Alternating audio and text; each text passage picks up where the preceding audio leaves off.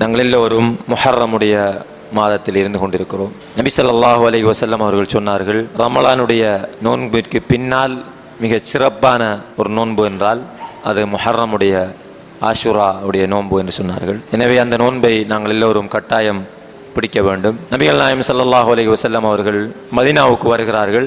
யூதர்கள் நோன்பு நோற்று கொண்டிருக்கிறார்கள். ஏன் நோன்பு நோக்கிறீர்கள் என்ற காரணத்தை கேட்டபோது அவர்கள் சொல்கிறார்கள், ஃபிர்அவுனிடமிருந்து மூசா அலைஹிஸ்ஸலாம் அவர்கள் காப்பாற்றப்பட்டார்கள். அவன் கடலில் மூழ்கடிக்கப்படுகிறான். அதற்காக இன்றைய தினம் நாங்கள் நோன்பு நோக்கிறோம் என்று சொன்னார்கள். அப்போது நபி ஸல்லல்லாஹு அலைஹி வஸல்லம் அவர்கள் அதற்கு உங்களை விட நாங்கள் தான் அருகதை உள்ளவர்கள் என்று சொல்லி நோன்பு பிடிக்கும்படி சொல்கிறார்கள். சஹாபாக்கள் ஒரு சந்தர்ப்பத்திலே கேட்கிறார்கள், அல்லாஹ்வுடைய தூதரே, அவங்களும் நோன்பு பிடிக்கிறாங்க, நாங்களும் நோன்பு பிடிக்கிறோம், இப்போ யூத கிறிஸ்தவர்களுக்கு நாங்கள் மாறு செய்ய வேண்டும் தானே என்று சொன்னபோது, அடுத்த வருடம் நான் உயிரோடு இருந்தால் அதனுடைய 9வது தினத்திலும் நான் நோன்பு நோற்பேன் என்று சொன்னார்கள். நபி ஸல்லல்லாஹு அலைஹி வஸல்லம் அவர்கள் உயிரோடு இருக்கவில்லை. எனவே அடுத்த வருடம் சஹாபாக்கள் அந்த நோன்பை நோற்றார்கள். முஹர்ரம் 9, 10 ஆகிய நாட்களிலே நாங்கள் என்ன செய்ய வேண்டும்? நோன்பு பிடிக்க வேண்டும்.